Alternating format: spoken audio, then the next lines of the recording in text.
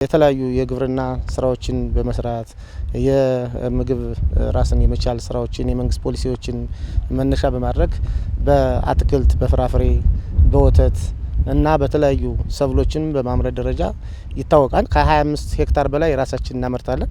ከዛ በላይም እያመረትነ ግብርናውን በማስፋፋት ደረጃ እንገኛለን። ትምህርት ቤታችን ያለ መሰረታዊ ወታደርም አመራሩም ኑሮን የመደጎም ስራ በሰፊው እየሰራበት ይገኛል። እንዲሁም በአካባቢያችን ያለ ማህበረሰብ ከኛ ጋር እጅና ጓንት ሆኖ ነው እየሰራ ያለ። በተለይ አሁን ባሁኑ የጸጥታ ችግር መነሻ አድርጎን ብቻ ሳይሆንስ ከመጀመሪያ ጀምሮ ራሱን እንዲችል ከማድረግ አንጻር ኑሮውን ከመደጎም አንጻር አሁን የአካባቢው አቅመ ደካማ ማህበረሰባችን አለ። የሚረዳቸው ጧሪ ቀባሪ የሌላቸው ሰዎች አሉ።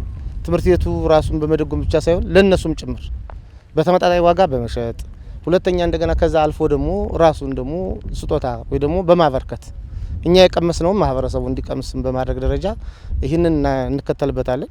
በግቢያችን በተመሳሳይ ሰራዊቱም በዚህ ደስተኛ ነው።